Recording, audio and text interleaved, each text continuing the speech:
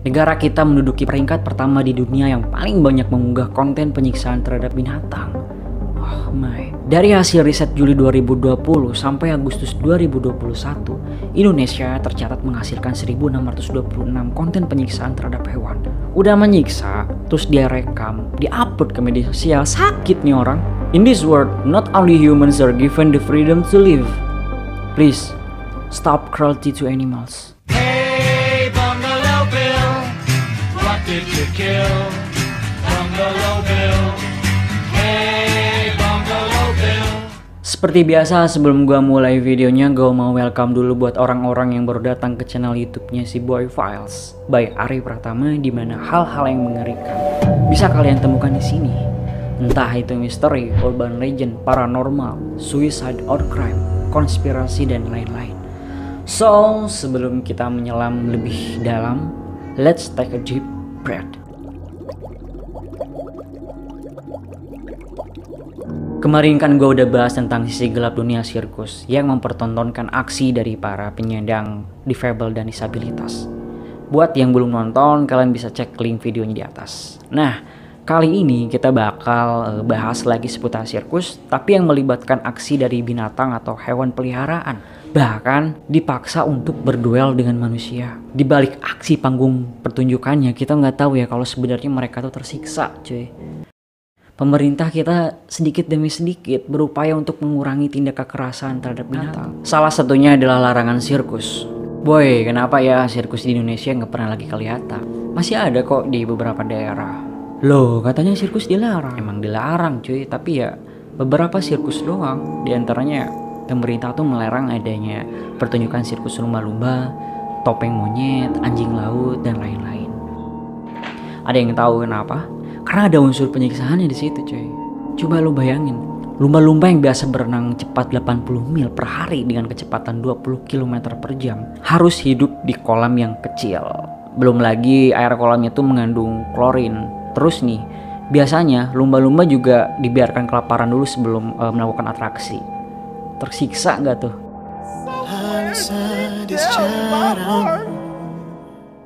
Emang masih ada sih topeng monyet keliling itu di kampung gue.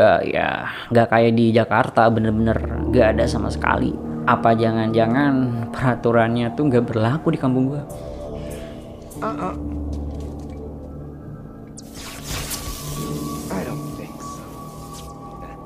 Selain sirkus, ada banyak kasus lainnya yang secara terang-terangan menyiksa hewan. Masih inget gak lu? Ada kucing yang dicekokin minuman keras. Terus ada orang juga yang bakar anjing hidup-hidup. Itu direkam anjir, terus diupload ke media sosial. Jangan begitu ya lain kali. What the fuck man? Ini salah satu bukti nyata kalau ada orang-orang yang fetishnya tuh suka menyiksa binatang. Dan kebanyakan pengunggah kasus kekerasan ini yang punya kelainan sindrom look at me generation atau narsistik.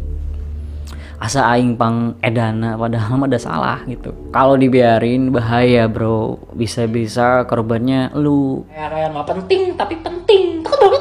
Banyak boy jejak kasus para pembunuh berantai yang tercatat awalnya emang suka nyiksa binatang.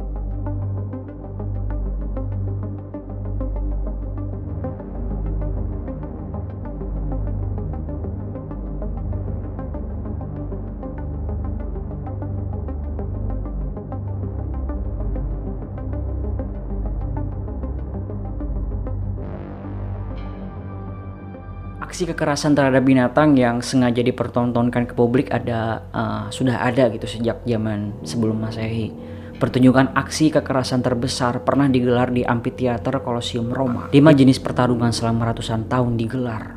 Ribuan orang dan binatang tewas. Di antaranya ada adu binatang buas, tahanan versus singa, eksekusi mati, pertarungan armada laut dengan membanjiri arena, dan terakhir pertarungan gladiator. Mirisnya di Indonesia juga ngebet gitu pengen menggelar pertarungan gladiator. Ada satu orang yang bernama Bandot, pegulat asli Jawa Barat, melawan singa dengan tangan kosong.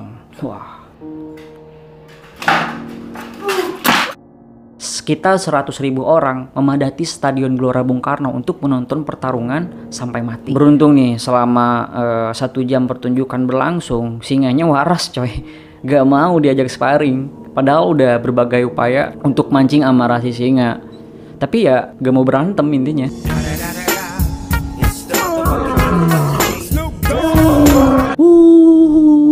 Disuragin tuh sama penonton. Kecewa lah nungguin sejam kagak ada pertarungan. Diduga singa itu trauma, pernah diapa-apain nih sama si Kang Bandot. Ada yang bilang dibius lah, ada yang bilang singanya ompong lah. Gua kira pertunjukannya itu berakhir di situ, ternyata masih dilanjut coy. Cuman hewannya aja yang diganti sama banteng. Insyaallah wahai manusia. Binatang tuh hanya mempedulikan kehidupannya sendiri di alam bebas. Tapi sayangnya manusia enggak. Ada aja orang brengsek yang mikir kayaknya gua bisa nih ngalahin makhluk yang satu ini. Squad apa sih lu? Percuma lu kuat tapi kagak bisa masang selang ke tabung gas.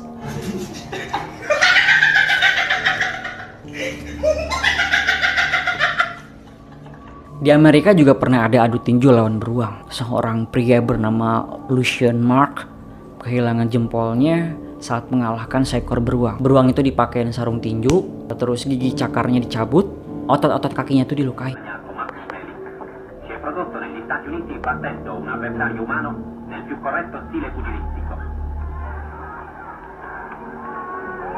Kayak gila men. Betapa brengseknya ini orang. Mereka bilang ini olahraga cuy. I say no. No.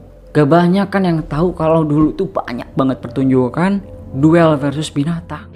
Ada gulat versus gurita di mana peserta mengenakan pakaian renang, menyelam di laut lalu bergulat dengan gurita menggunakan handgun. Mereka tuh sengaja meraup untung dari hasil kekerasan menyiksa terhadap binatang. Boy, gimana dengan binatang yang dijadikan eksperimen untuk kepentingan medis? Nah, kita lihat dulu caranya seperti apa. Karena nggak boleh asal melakukan uji coba terhadap binatang. Ada kode etiknya. Selama penelitian, hewan gak boleh kelaparan atau kehausan, terbebas dari rasa tidak nyaman, rasa sakit, penyakitan, dan stres. Itu pun mereka terpaksa lakukan jika memang gak ada alternatif lain. Lain lagi nih dengan kasus yang pernah terjadi di pertengahan tahun 2019 kemarin.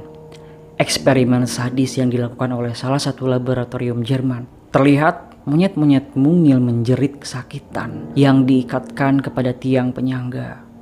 Selain itu terdapat juga anjing-anjing yang terlihat sudah putus asa. Uji coba ini dilakukan dengan sengaja menyuntikkan racun ke dalam tubuh hewan untuk mengukur seberapa dosis aman untuk manusia. Gila men. Emang gak ada alternatif lain apa? Video ini tuh berhasil bocor ke media sosial. Jadi ada mata-mata gitu yang masuk ke laboratorium, lalu dia mengambil-ngambil video dan gambar yang terjadi di lokasi.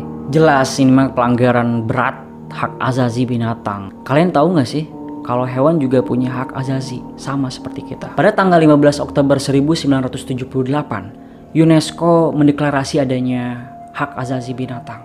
Pertama, manusia nggak punya hak untuk memusnahkan atau mengeksploitasi hewan secara tidak manusiawi. Kedua, binatang tidak diperlakukan buruk atau jadi sasaran kekejaman. Ketiga, jika binatang harus dibunuh, lakukanlah dengan segera tanpa membuatnya menderita. Keempat, binatang liar berhak hidup di alamnya. Kelima, ada batasan waktu bagi binatang pekerja, intensitas yang wajar, memperoleh makanan dan minum, serta istirahat yang cukup. Di Indonesia sendiri, hak azazi binatang diatur dalam KUHP pasal 302. Sorry banget di video kali ini tuh gue kepancing emosi anjir. Karena ada ya orang-orang yang tega gitu menyakiti makhluk hidup. Padahal kan mereka juga layak untuk hidup, sama seperti kita kok. Jadi jangan mentang-mentang kalau manusia itu adalah makhluk hidup yang derajatnya lebih tinggi dari makhluk hidup lainnya. So, mulai dari sekarang lindungilah dan sayangilah binatang. Stop cruelty to animals.